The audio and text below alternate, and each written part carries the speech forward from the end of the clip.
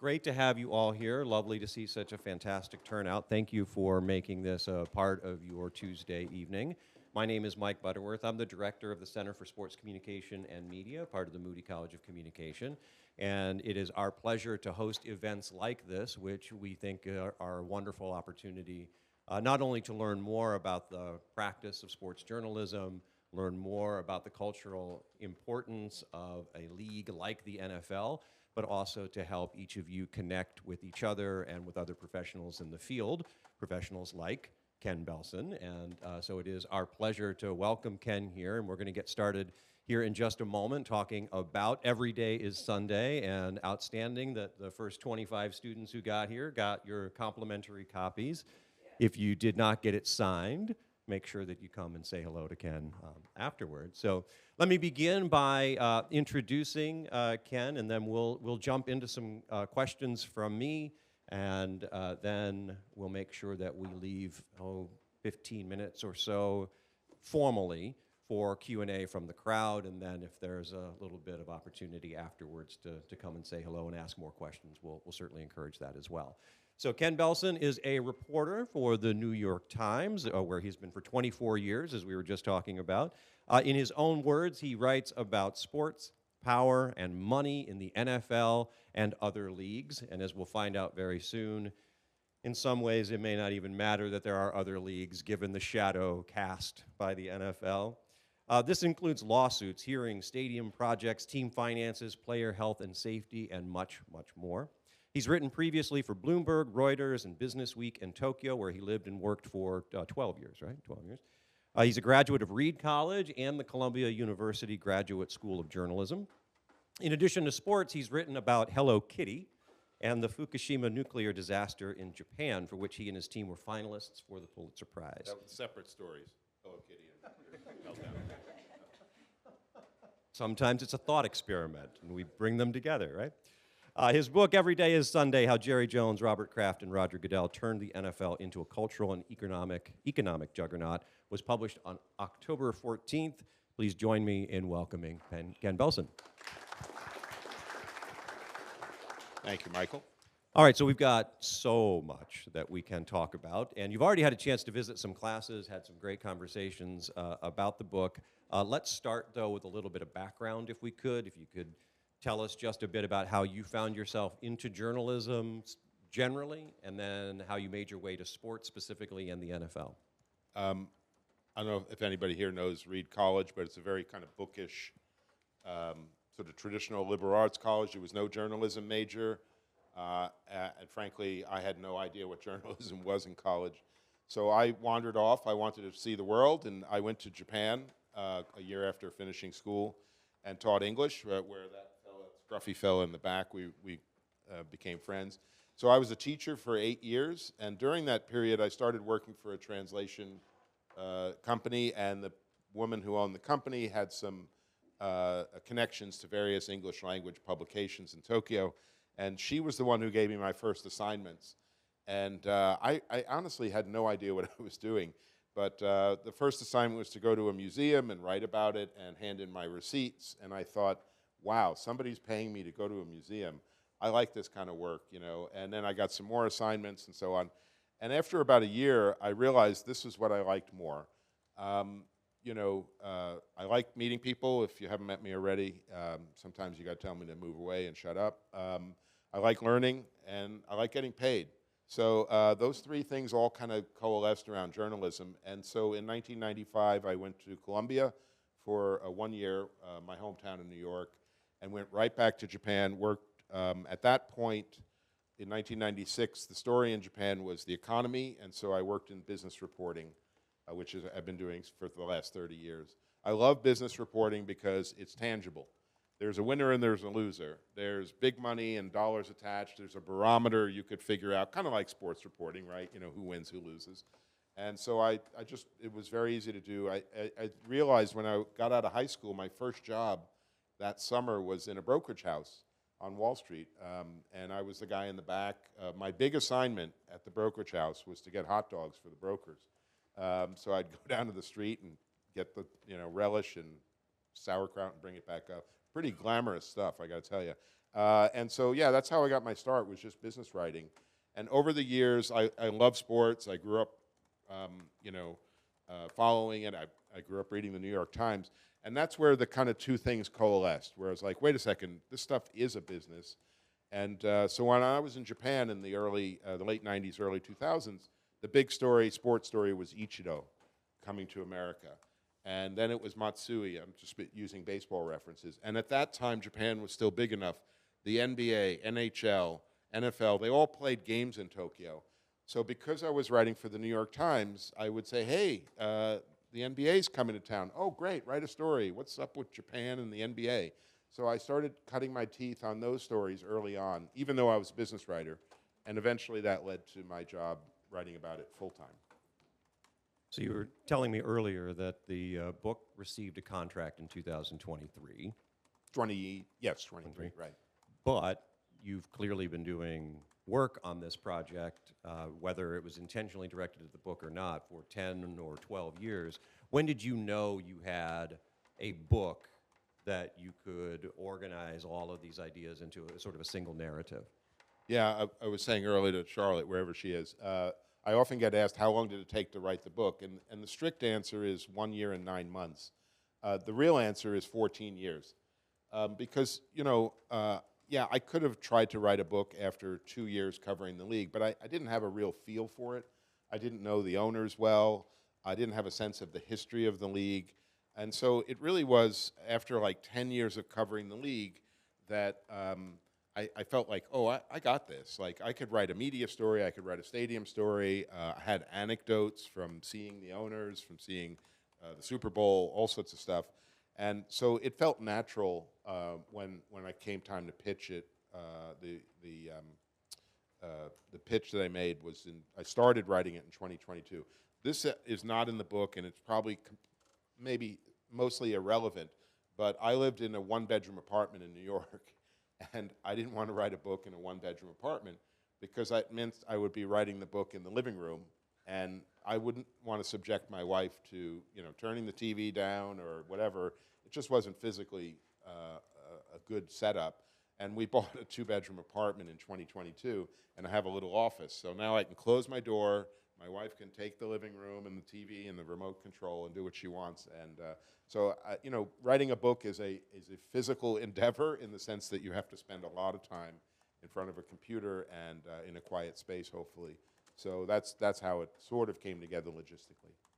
It's always important to have people in your corner who are willing to tolerate those long nights. Yes, tolerate is the right word, yes. You don't get to talk to all of the figures in the book that you might want to, but especially because you're covering the league over this period of time, you really have some impressive access. Can you tell us a little bit about the access that you did have, how that helped you with the project, and then maybe where you didn't get the access you wish you had? Sure.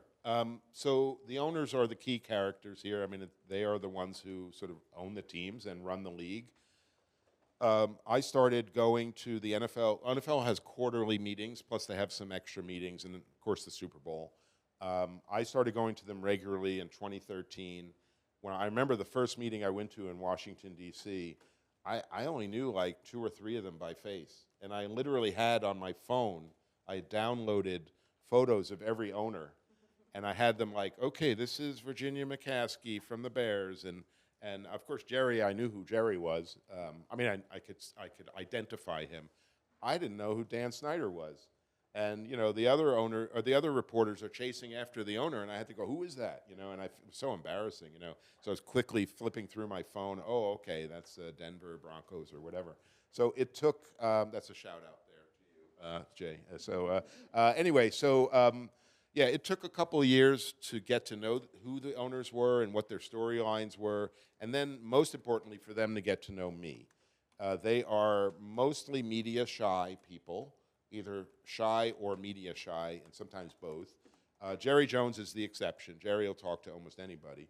And the New York Times is great. I mean, people know what it is, but that doesn't mean anything if they don't know who you are. And so it took a lot of time. I purposely did not meet Jerry Jones at the beginning because I figured I can get to Jerry eventually. So I tried to meet the next level of owners who, say, are 10 or 15 years younger because they're the future of the league. And this was kind of, I think it was a good strategy to get to know particularly Clark Hunt in Kansas City. Really influential owner, but you would never know it because he's so quiet. And I spent a few days with him in Kansas City and really developed a good rapport with him and showed him I didn't bite, you know, I was going to tell a straight story. And that really paid dividends. Shad Khan in Jacksonville had bought the team very recently. And I thought, now there's an interesting character. He's a Pakistani-American, self-made billionaire, owned his team 100%. Let me follow him a little. Also very internationally minded. So I picked a few owners and got to know them. Art Rooney in Pittsburgh was another shout out there. Yeah, so that was my strategy, to go from the outside in terms of power. Yet you could not get to Roger Goodell. Could not get to Roger. Well, I've spoken to Roger many times, but for the book, he turned me down repeatedly.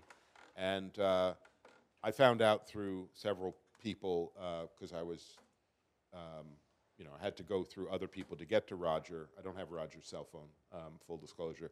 I was finally told after many attempts, Roger doesn't like doing these interviews, meaning he doesn't want the story to be about him.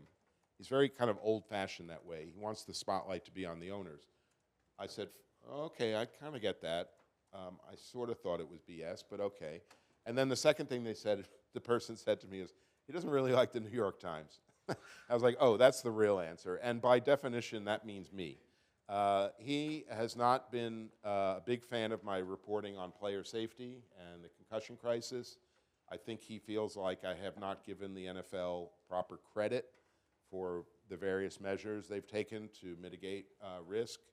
And that's his opinion, and that's fine. I don't work for Roger Goodell. I don't work for the NFL. It's not my job to promote the measures he's taken. But I think he's worked at the NFL for 45 years.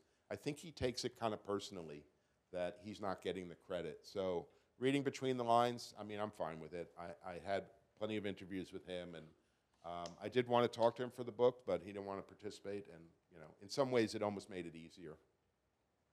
I suppose you can draw some comfort from his $60+ million annual salary from the NFL. So, sorry, I broke that story that Roger Goodell's salary was $63.9 million for 2 years, so 120-something, 28 million. And the owner who told it to me, this was a great phone call. I'm sitting at home and I get this phone call, and the person just said, do you have a piece of paper? And I said, yeah. Okay, write this number down.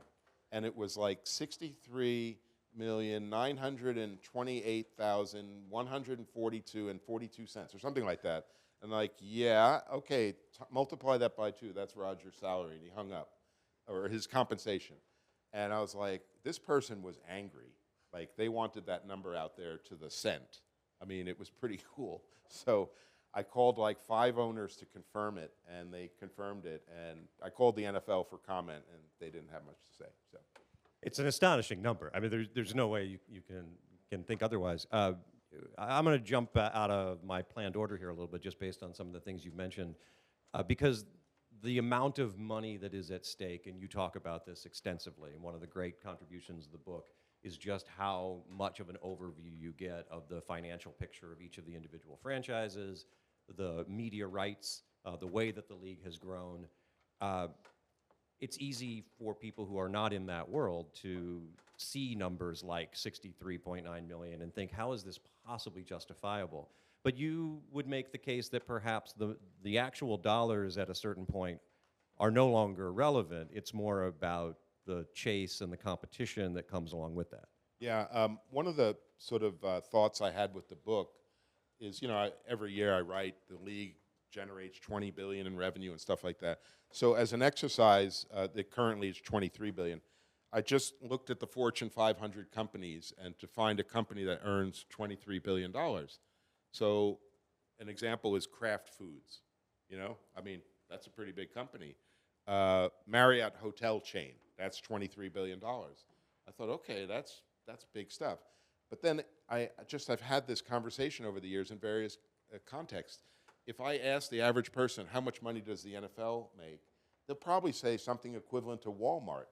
And there's a huge disconnect between the actual size of the league and the amount of mind share that it occupies in American life.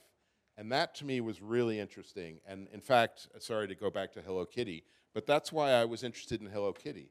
Like, it's everywhere, but nobody knows where it came from, and nobody knows how big it is. So the size of it on the balance sheet or in the P&L statement is totally disproportionate how popular it is. And that was something that kind of motivated me to figure out, like, in the title, cultural and economic juggernaut, I actually told the publisher I want the word cultural in there because that fills in part of that gap between the actual dollar figure and what we believe to be the size of the league. As someone who insists that we should pay attention to sports because of their cultural, social, and political impacts, I appreciate having the word in there for sure. It's a perfect transition, too, to start thinking about some of the specific content that's in the book. And especially for those of you who have it right in front of you, the very first chapter begins with a quotation from sports agent Bob Lamonte. The NFL under Pete Rozelle was Madison Avenue. The NFL under Paul Tagliabue was Wall Street. The NFL under Roger Goodell is Broadway. So how does that line summarize the book as a whole? Yeah, that was one of my sort of North Stars. It's why I put it in the front. I wanted people to understand the history of the league in as easy, accessible way as I could. And I grew up when Pete Rozelle was the commissioner, and so he really popularized the league. He was there when the Super Bowl was created, when the Monday Night Football was created. He created the buzz and the glamour. NFL Films was another that Pete Rozelle can take credit for. And he made it America's most popular sport or sports league. Starting in the mid-'70s, football overtook baseball as America's pastime. But the league was, in financial terms, actually kind of shaky. There were a lot of teams that lost money. The owners didn't make a ton. They made media money, but they really didn't have a sophisticated business operation. It's hard to believe, but even in 1989, there were only about 100 people working in the head office, which is tiny, if you think about it. Everybody knew everybody. Pete Rozelle used to write Christmas cards to the staff. It was quaint by today's standards. And at that point, the NBA and MLB were ahead of NFL in terms of business. In the 90s, and this is where Paul Tagliabue is Wall Street, he put the financial foundation under the league. They struck a labor deal in 1993, and then they brought in a fellow named Rupert Murdoch, Fox Sports. They vastly overpaid at that time for the TV rights, completely supercharged the revenue. Now the NFL was getting big money from TV. And then you get all the way to 2006, Roger Goodell comes in, and he now sees the NFL not just as a football league, but as a media company. And that's really where we're at. We now have Skydance, we have Jerry Jones on Netflix, we got Robert Kraft on Apple TV.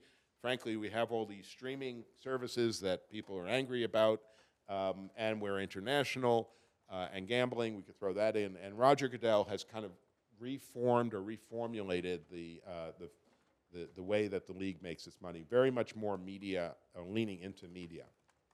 So you forecasted a number of things that we're going to end up having an opportunity to talk about. I think it's a good chance to maybe spotlight the 1990s in particular. The book more or less really gets started in the 1990s.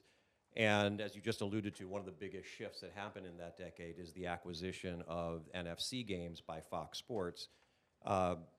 Take us through that acquisition a little bit, if you could, and why, in then Commissioner Paul Tagliabue's words, that was a watershed moment for the league. Yeah. So back in 1992, 93, the NFL had three packages. It had the AFC package, which was on NBC. It had the NFC package, the old NFC package, which was CBS. And it had Monday Night Football. That was kind of it. And remarkably, the NFL only had three bidders for three packages. There was no auction. And there was a negotiation, but it was kind of cozy. And Art Modell, the old owner of the Browns, was the entire broadcast committee. And they knew Pete Rozelle. It was a kind of chummy arrangement. And the NFL they wanted CBS to make money. They wanted NBC to make money. So they probably didn't take as much as they probably could have. Jerry Jones arrives in 1989. He buys the Cowboys. And he quickly sees this is nuts as a business proposition. Why would you only have three bidders for three properties? You need an auction. and he knew of Rupert Murdoch. Rupert Murdoch had twice tried to get the NFL or get some media rights, but he had no Fox Sports. It didn't exist. So the NFL didn't take him seriously. But Jerry said to Rupert Murdoch, come back again. You won't be a stalking horse. You'll be a serious bidder. And he brought a fourth bidder for 3 packages. Well, guess what? There was an auction going, and Rupert Murdoch realized he needed the NFL more than CBS, and he beat them by $100 million a year for 4 years, and he blew CBS out of the water. CBS had gotten very comfortable. They had been with the NFL since the 50s. So the NFL, there's a scene in the book where Jerry Jones is at the table, the negotiating table with Fox, who's Chase Carey was the guy there, and Pat Bowlen, the old owner of the Broncos, is sitting here. And they slide the number across the table, and Jerry is kicking the legs of Pat Bowlen. He cannot believe how much more money it was. Well, this was transformational because, number one, CBS was out, and they quickly learned how bad it was to be out of the NFL business because remember 60 Minutes and Murder, She Wrote and all those programs that got promoted in the 4 o'clock game? Nobody got that promotion anymore. The affiliates, the CBS affiliates, switched to Fox. And suddenly they weren't Channel 4 on the dial, they were Channel 41 on the dial. So you couldn't find CBS. So that was a huge problem. Their ad revenue went down. The other thing that was transformational was the other sports saw this formula. NBA, MLB, like, hey, we should get an auction going too. So the business model really got changed, flipped from sort of an equal partnership to leverage on the league side. And wouldn't you know it, 4 years later, a fellow named Robert Kraft had now joined the media committee, and he's buddies with the CBS people, and they paid twice as much money for the AFC package to come back in the league. So, it completely supercharged, changed the landscape of sports from then on out. And of course, this is, as you talk about things like 60 Minutes, which is, I believe, the longest running television show in history in the U.S., that was when there was no Sunday Night Football broadcast at this point. So that's all in much more recent years. Let me kind of fold a few things into one question, if I could, because you've made a couple of allusions to the way things used to work in the NFL. This was an old school, familial, insular group, did things in a very particular way. Changes both within ownership groups, just generationally that was going to happen, media changes, folks from the outside like Rupert Murdoch, who's Australian, come in and radically transform the relationship. Talk a little bit about the culture, if you would, of owners in the NFL, especially related to other leagues, because it's definitely different. And then along with that, that's a chance to say, okay, here's why Jerry Jones and Robert Kraft are so central to what ultimately happens in the next 3 decades. Sure. So there's been some let me start with the league office, which is kind of the staff, if you will. There's been a long-standing tension between the football guys and the business guys. And this really came to a head in the 90s when Paul Tagliabue takes over. And one of the first things he does is he hires a CEO to run just the business operations, a guy named Neil Austrian. And that Sunday ticket package you have now, that came from this guy, Neil Austrian. So he brings in a business professional to oversee the business of the NFL. That's partly where the Wall Street comes from. So that's the first thing. And for many years, there was tension, like, no, we're about football. And this group called NFL Properties, which signs merchandise deals and all that kind of stuff, they were the front runners to find money. And I'll give you one little anecdote. The people on the NFL business side, they had an account for lunches at a nearby restaurant where the NFL is in Midtown. And so they would just go there and get sandwiches, and they would just bill it to the NFL. Well, the people on the football side, they had to bring their own brown bag lunch or pay for their own sandwich. And so that was like one of those things that was, pissed people off was, no, we're in charge of the game. So that's lasted for a long time. Among the owners, there's obviously several subsets. There are the long-term owners, the multi-generational owners, the Rooneys in Pittsburgh, the Mara family in New York, the Bidwill family in Arizona, the McCaskies in Chicago. and they treat the league kind of like a trust. They inherited their team. They're not particularly wealthy outside of the team. It is their full-time job. And then since really, there's been many businessmen who have bought teams dating back many years, but the scale of the businesses that we're in, they grew. So Art Modell, just as an example, we brought him up. He bought the Browns in the 60s. He was a television ad executive. Or ad salesman. He wasn't even like a VP or anything. But in those days, you could buy a team for $5 million, and he got a few friends together, and they bought the team. It was just much more an accessible purchase than it is today, where the numbers have so many more zeros.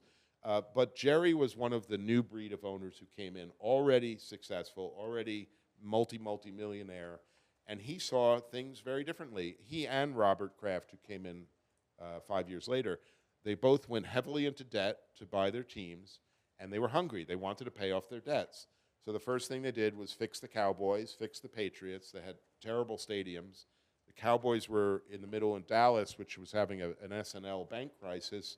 They'd lost a lot of fans. The team wasn't very good. So Jerry had a lot of things to do at home. So did Robert Kraft. But they also both realized the real money is in media. So I gave you the example of Jerry and Robert both playing a role very early on. Most owners don't get that involved. But they understood, I got loans to pay, and so I need more money locally, but I need more of the national money too. And so they were both hands-on very early. Most owners don't. Every owner has to be on committees, these finance committee and stadium committee, but they were very active very early. And they both have been called the shadow commissioner for their influence on league business at various points. Yet they're extremely different personalities. Despite I don't know if they're equally influential, and maybe you can parse that out for us. But well, they would both say they're more influential than the other. So would Dan Snyder probably. We'll come back to Dan Snyder though, because you've got a really, really good line about Dan Snyder. But how do those differences in personalities help to contribute to some of these changes? Because you can't have all Jerry Jones all the time. Sorry, Cowboys fans. So tell us more, a little bit more about how they work the room, how they navigate the politics, how they've influenced the league. I think they both want to end up in the same place, which is make a lot of money for both themselves and the league. That's understood. But Jerry is an ideas guy. He's a relentless salesman. There's a great quote from Robert Kraft about Jerry Jones in the book. He said, Jerry Jones could charm a dog off a meat truck, and Jerry himself doesn't let go of the bone. I mean, he's just a great salesman. He wears people out. He's just bubbling with ideas. And as Carmen Policy, the old president of the 49ers, said, Jerry taught us how to make money. We were a comfortable business. We were, some teams were more successful than others, but we didn't really understand what we had. And Jerry understood NFL is like the premier entertainment in America. So, but Robert, on the other hand, he understands this, but he's more of a diplomat. Many of the ideas don't start with Robert, but Robert's the guy who figures out how to get everybody on one page. And he also believes that you need to leave some money on the table for your partners. You can't just bleed them dry. It's not sustainable long term. It's not probably his instinct. So he tries to get to a win-win with some of the stuff that Jerry dreams up. So they're very different. They complement each other. Jerry being the ideas guy and Robert being more of the diplomat, fixer, or closer, I should say. And one of the things that strikes me through many of the stories is that the things that Jones, maybe Jones in particular, but Jones, Kraft, and some of the other owners have innovated seem so obvious in retrospect. Well, of course we should profit off of, well, maybe, I don't know if we should profit off of a private seat license, for example, but we'll talk about that in a second. But that's part of what makes them so successful is doing the things that in retrospect seem terribly obvious. Yeah, Jerry's big, most notable experiment in this was local media rights. The title of the chapter on Jerry Jones is, I like to stick that Cowboys peanut butter on everything. That's a favorite line of his. And he realized, look, he took over the team. They had won 3 Super Bowls in the 90s, and he felt like I should be able to sell the Cowboys everywhere. Now, if you buy, this is prior to Jerry doing this, but if you bought a Cowboys hat back in 1992, the revenue from that hat after expenses would be split evenly amongst all the owners. And Jerry said, but I want to go faster. I want to sell to my Dallas market. Like, that's my most rabid fan base, right? And so he wanted to be able to sell his own hats or caps or jerseys or whatever, but keep that money for himself because he was the one doing the sales. And but he also extended it. So, for example, at that point, the NFL was a Coca-Cola league. Well, Jerry said, why can't I sell a sponsorship to Pepsi in my stadium? It's my stadium, right? The NFL had Visa. Jerry said, I'm going to Amex. And he did this over and over, Reebok, and then he got Nike. And the league was like, no, you can't use NFL logos. We're all in this together. And Jerry said, yeah, but it's my market, it's my stadium, it's my team. And so they went to court, they fought it out, it was pretty ugly, but ultimately Jerry won what is now known as local media rights. Every team has the rights to 75-mile radius around their market, around the stadium or wherever their team is located. And that is Pittsburgh Steelers territory or Houston Texans, whatever. In fact, one reason why you probably will never see a team in San Antonio is both Jerry and the Texans don't want a team right in the middle to steal their 2 sets of fans. I don't think the Longhorns want that either. Or the Longhorns, yeah. So Jerry actually broke down a lot of barriers and pissed people off in the middle of it. Robert, by the way, was doing the same thing in New England, but he did it quietly. And so nobody really kind of held him to it. But Jerry was the one who kind of pushed ahead first. And so, and ultimately, yeah, that's the way business is done now. Any team, if you buy your jersey in the stadium of your team, you go to AT&T Stadium and you buy a Cowboys jersey, Jerry keeps that money.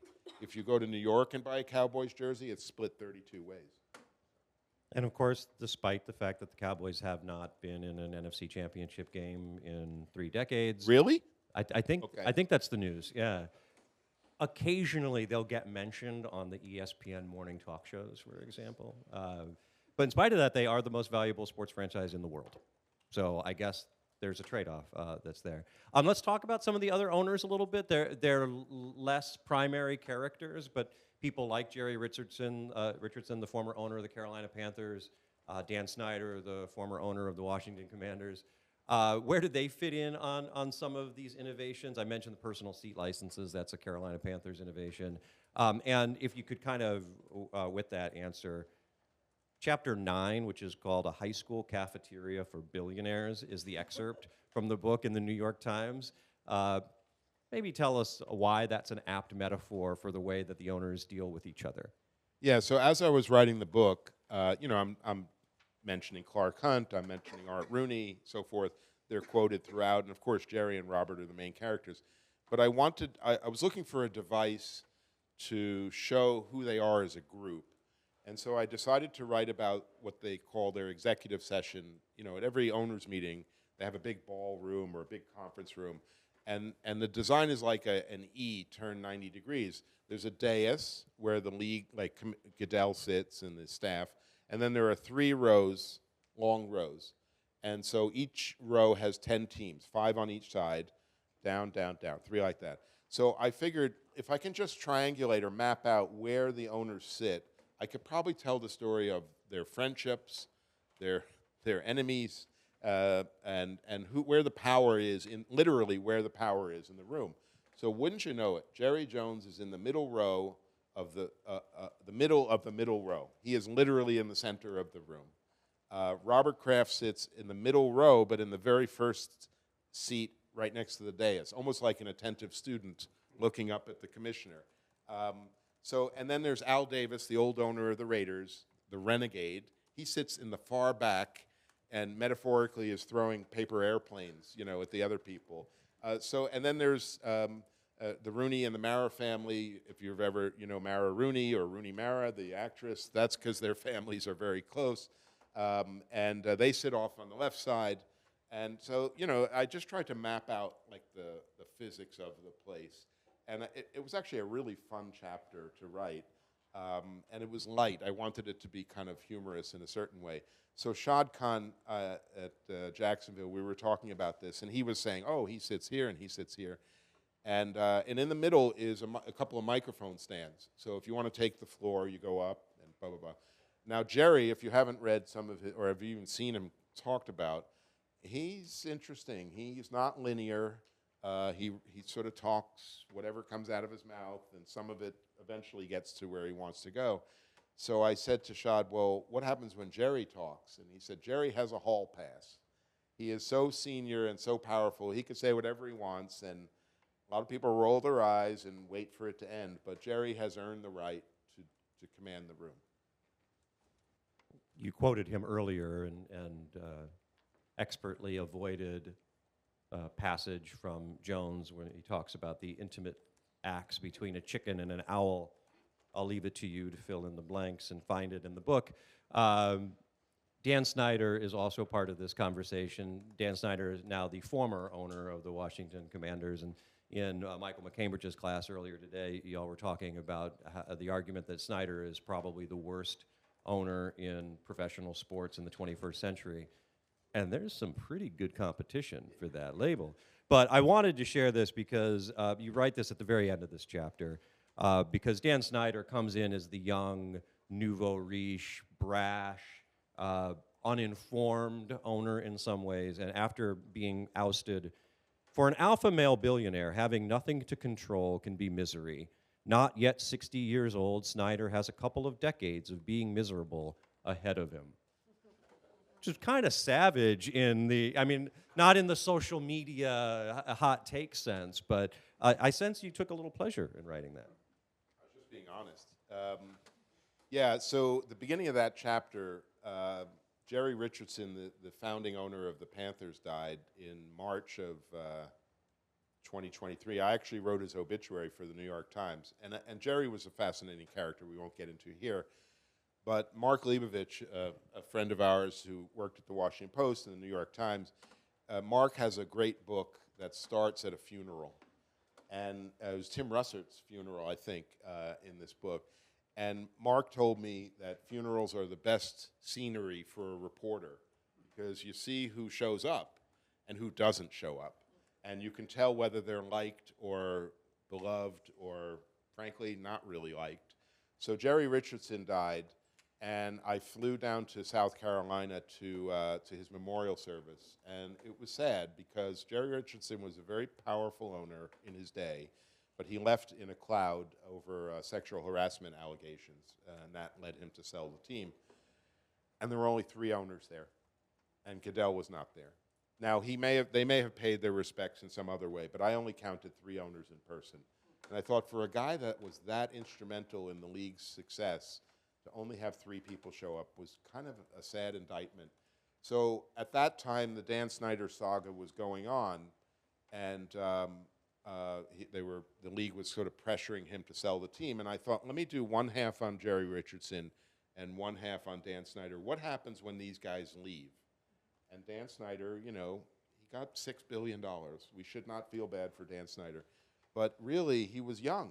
Jerry Richardson died at like 82 years old. Dan Snyder was my age, frankly. So I thought, boy, you know, nobody will talk to Dan Snyder ever again, and it probably kills him that he is no longer the center of attention. So that's where that last sentence came from. He's just going to be miserable with all his money. Back to that idea that the money isn't necessarily what's driving these guys. You talk about Richardson and the sexual harassment scandal. In a relatively short period of time, the NFL was faced with a series of crises that would probably have crushed any other organization. That would include various allegations of domestic violence, including the very public Ray Rice case, traumatic brain injury and chronic traumatic encephalopathy and concussions and head trauma in general, player activism, a number of other things that we might be able to put in there. What does this say about the NFL's resilience that in spite of all of those crises, it has emerged not only okay, but even stronger? I'll answer it in 2 parts, hopefully briefly. The first story, when I got this job in 2013 to write about the NFL. It was in the summer, and there had been 5 or 6 cases of player misconduct, drunk driving, I don't remember all the cases. And so I was going to weave them into a story about the summer from hell for the NFL. And I called the NFL for comment and said, you know, do you have your security officer or somebody wants to speak to me about it? And the public relations guy, Brian, said, hold on a second. And I can hear him typing on his computer. Da, da, da, da, da, da. And he says, 1981, New York Times headline, NFL in crisis. 1984, NFL in crisis. He went through like 5 stories of, he says, you guys write this every summer. What he was saying was, the minute the season starts, fans don't care. Just get to the games and we'll be safe. That's their overall attitude, is the games will win over American public. The difference is that the player activism was happening during the games. The Ray Rice videos dropped like the first week of the season, and those big issues overwhelmed, for periods of time, overwhelmed the games and really divided people about the sport. And so the second half of my answer is basically what I've discovered is the NFL is pretty much led by lawyers and marketing people. The lawyers minimize litigation risk. They settle cases, they fight cases, whatever. And then the marketing people move in and figure out, how do we get back to the games? How do we look like we're addressing the problem, finding quote-unquote solutions, and then get us back to football? And so, for example, the domestic violence case you mentioned with Ray Rice, they gave $1 million to a call center. I think it's in San Antonio, it might be in Austin, for women in distress. And then Eli Manning and some other players did public service announcements and you know, showed that this was a serious issue. And then by week 12 or week 13, the ratings were back up again, and people stopped talking about it. Pretty remarkable how quickly that, I say quickly, it lasted from, I don't know, week 2 through the end of the season, but really the big, full coverage was probably a month, month and a half. And you make the case that this is sort of symptomatic of the NFL's logic, that if we're dealing with questions about racial injustice and violence, we'll spray paint in the end zone, end racism, right on top of a giant Chiefs logo. I'll give you a second to make the connection between the two. So I want to make sure we have enough time for questions from the audience, but I'm going to ask you, well, one last thing. Toward the end of the book, you talk about a host of changes: gambling, fantasy sports, new media rights contracts, any number of things that we can't yet anticipate.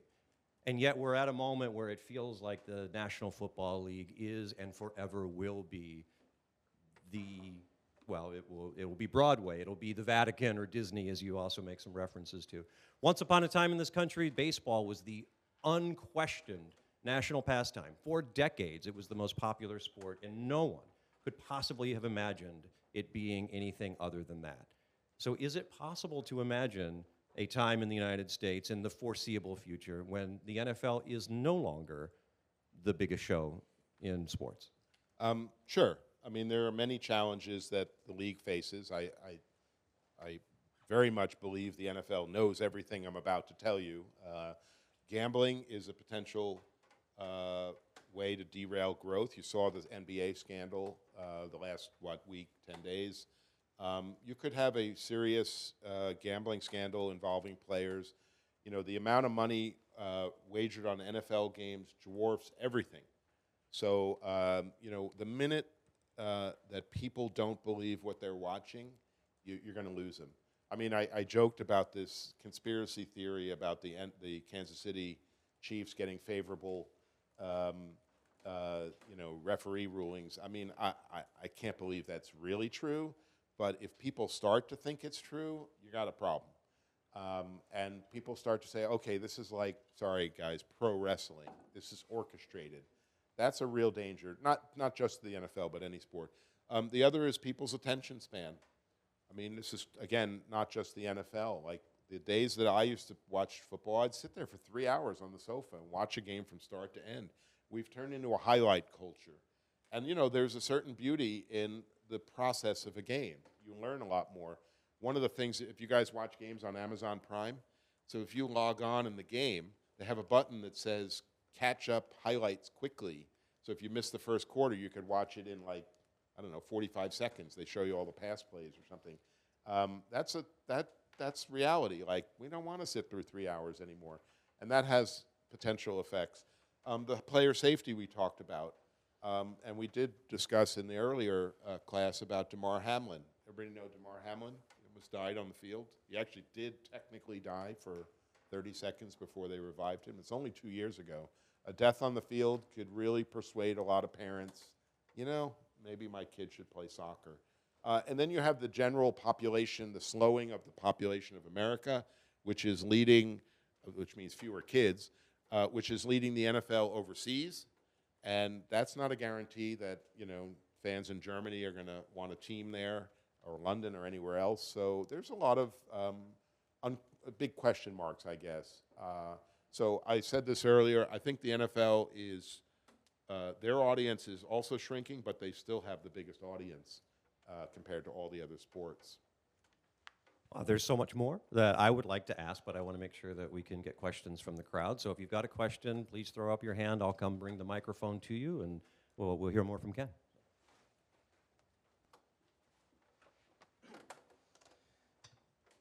Hey Ken, Aiden Erbach here. Can you hear me? Is the mic working?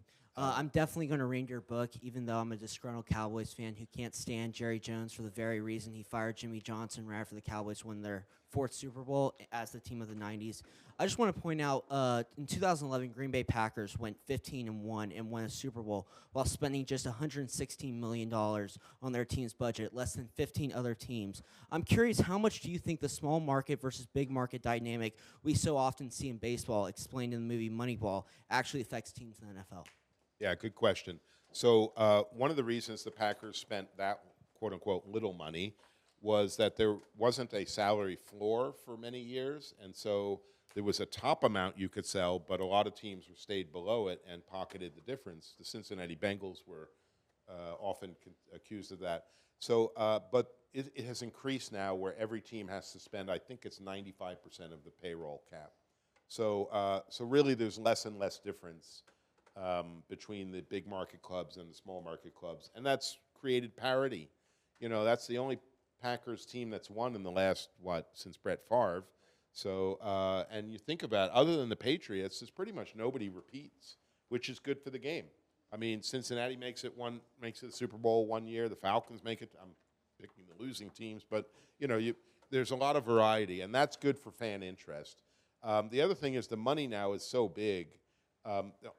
So basically, the shared revenue of the NFL is the media money, the broadcast rights, and the sponsorship. So the national sponsorships, Verizon, PepsiCo, that kind of stuff. That is 66% of the league's revenue. So every team, when you turn on the lights at the beginning of the season, they're already profitable. It's the other stuff that differentiates Cincinnati from Dallas. And what can you do with that? Well, you can afford to give a big bonus. You can spend it on coaches, which is not part of the salary cap. You can spend it on training facilities like the Star, which Jerry he doesn't share any of the revenue from that with everybody else. You can do what Robert Kraft did. Instead of leasing a plane, you can buy your own 767.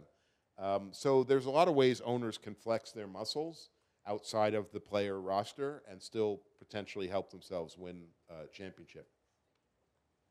Hope that answers your question. Yeah, no, definitely. It hasn't helped Jerry, despite all this. Hi, thank you so much. I don't think this is working, but I'll project my voice. So, Doing good.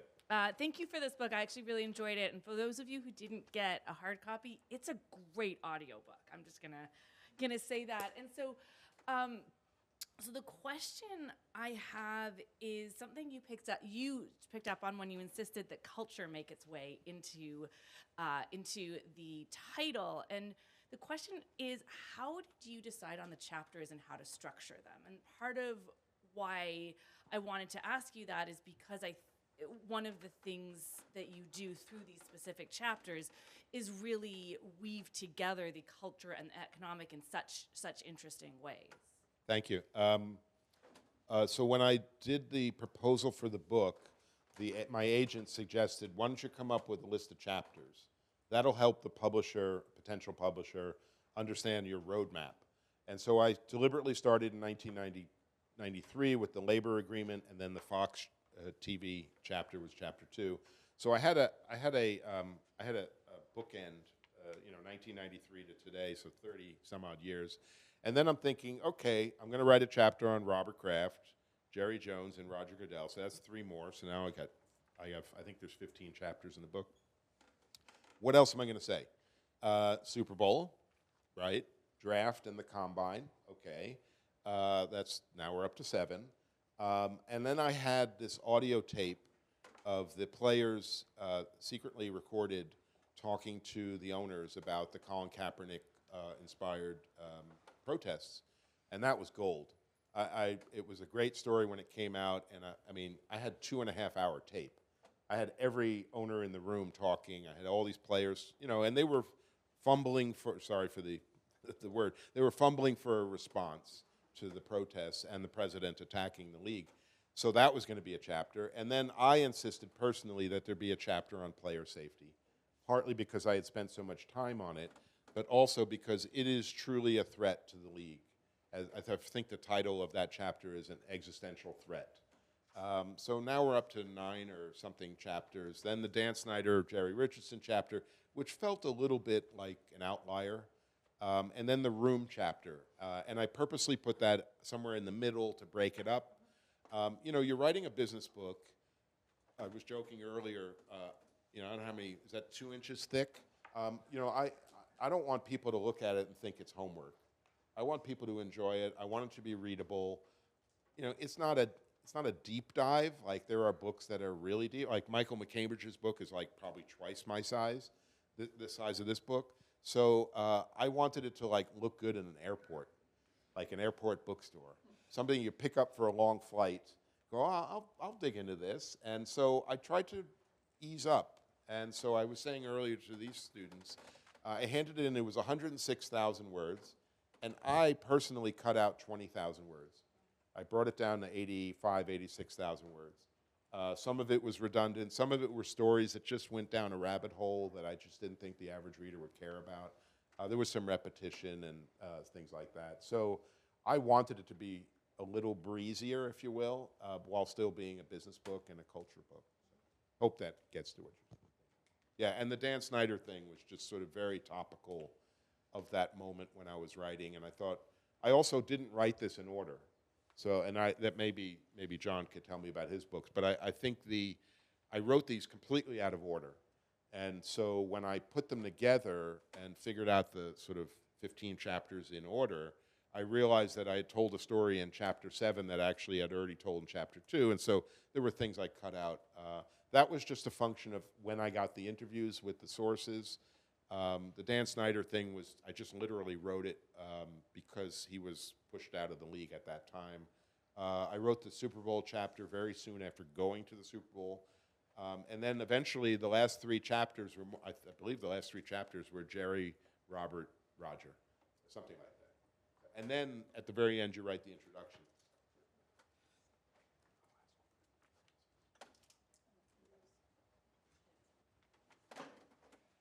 You'll get it cracked tomorrow.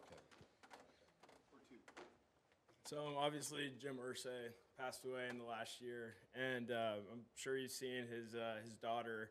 I know multiple daughters on the team, but I think Carly, she's kind of a trailblazer, if you want to call it. She's one of the first owners to actually be on the sideline with the headset on and be involved in the actual gameplay. So I guess I kind of have a 2-part question.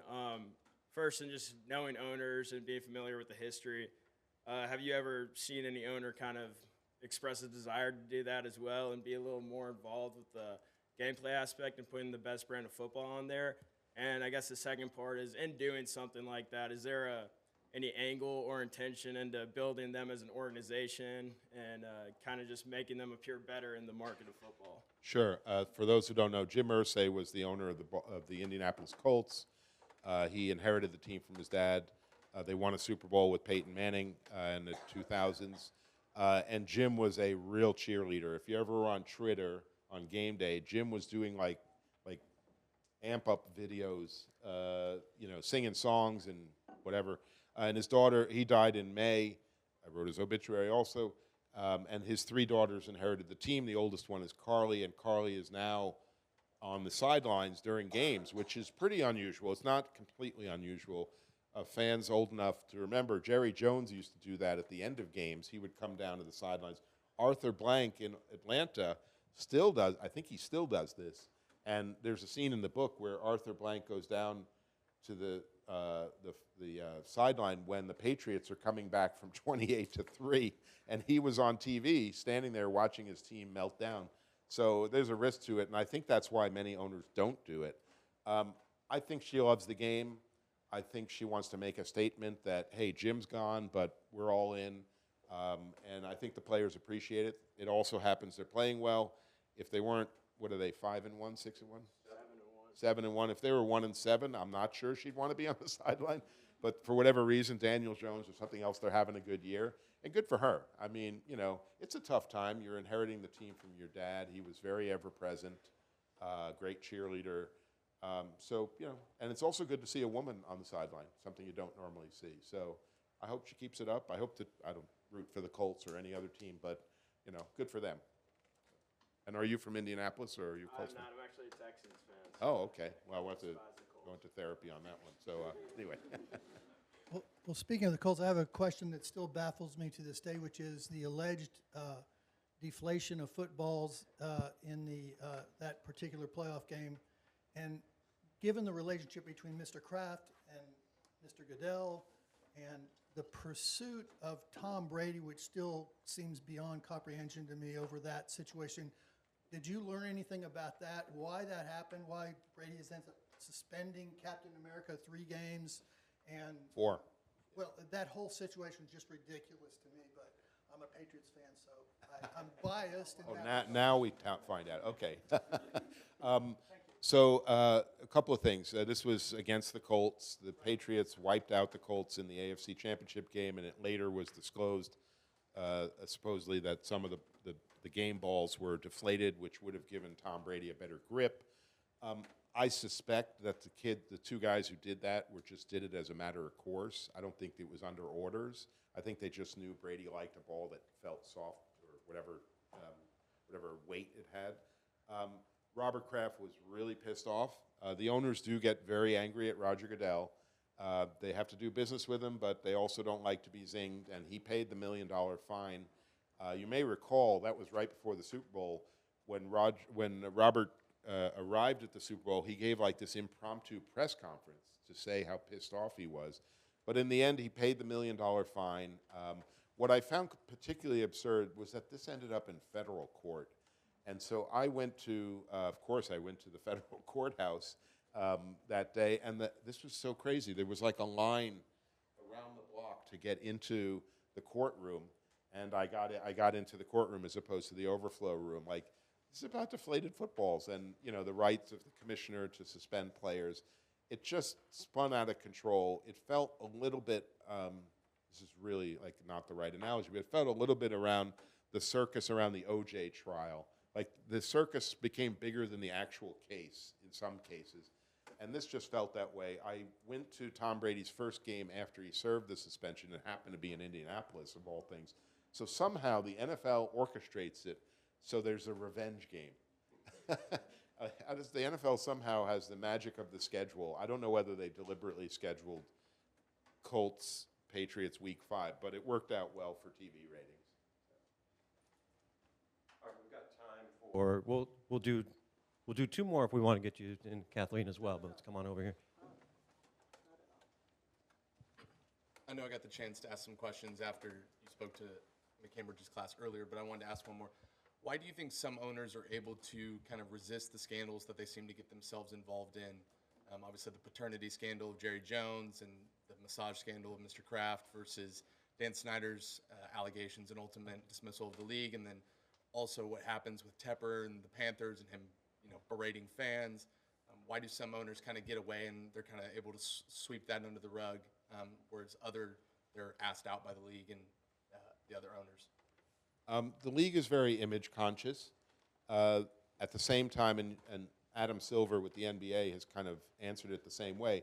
Unless there's something in a court of law, or serious allegations that, witnesses have stepped forward, they have to look the other way. Now, Jerry Jones has had several paternity suits, but they weren't with Cowboys employees. And, it's his private life. If he wants to do that, the NFL's not going to be moralistic in that way. Now, if Jerry Richardson was accused of sexually harassing actual Panthers employees, that's where the NFL gets involved. So they have this clause about the for the good of the game kind of thing, the image of the league, and that's really where they get involved. And then Robert Kraft was never fined by the NFL for his visit to the massage parlors in Jupiter, Florida, but it was a big embarrassment. Now, the reason he wasn't fined was he got the cases dismissed. So the NFL said, well, in a court of law, we have nothing to show, we have nothing to prove. Even though everybody knew he was there, ultimately the NFL said, we have to have some standards or barriers insofar as they can. There was an interesting case, Cowboys fans will remember. Ezekiel Elliott was suspended for 6 games for something that supposedly happened when he was in college. Now that's an interesting case because he wasn't under contract in the NFL, and I think it was either right after he was drafted, but it happened at Ohio State. And that was and that's why Jerry was so pissed off when that happened, because wait, well, you're fining my guy before he even joined the Cowboys? At what point is the commissioner overreaching? And I think Jerry actually had a point over it, so, yeah. All right, we'll do one final question. Right, and it also goes to show that the players always they can be fined, they can be suspended, while the owners can do what they want. But my question is, do you think any of the stuff that's going on in college football with NIL and all those changes will have any effect on the NFL, culturally and economically? Absolutely. As I was walking around campus today, I was listening to a podcast on Freakonomics, the economics podcast, and the episode was on should the NCAA and NFL merge and just create one gigantic league with relegation and promotion. You know the conclusion that no, is not going to happen. But yes, NIL is drastically changing the landscape of college sports, but that has a big effect on the NFL because the NFL, unlike baseball, which has a minor league system, the NFL doesn't have to invest in a minor league system. These players show up ready to go, often NFL ready to go. They've been trained by very good college coaches, trainers, and so forth. So they've had a great deal going for 50, 60 years where they don't have to worry about the new crop of players coming up. NIL is changing it because now the players understand a dollar amount or value of their skill and appeal. And so I think I said this to Michael's class, there's going to be a day when the players say, I don't want to show up to the draft unless you pay me. You're getting primetime value out of my name, image, and likeness. I'm up there hugging the commissioner, sure, but that's being shown nationally. Pay me. Right now, all they get is a couple of plane tickets and a hotel room, which is not bad, but you're making a lot of money selling ads off of me. The combine, why is there even a combine? Guys are running the 40-yard dash, lifting weights, jumping in the air. All that can be done anywhere, and frankly, we know how fast they are because they're monitored during their college career. So I think the players are going to get smarter about that and push back. That's also going to change the dynamic of the union. Roger Goodell wants an 18th regular season game. I think the players are going to say, you're going to have to pay a lot more than 0.5% of revenue to get me to play another game. I think it's going to be an interesting showdown. So I think you're going to get a lot more sophisticated player and player union, which is going to be an interesting counterweight to the NFL. Great signs of a great book is knowing that there's so much more that we could talk about. We've left a lot untouched, but thank you all so much for your excellent questions. Wonderful to see such a terrific turnout. Let's please give a warm thank you to Ken Belson. Thank you.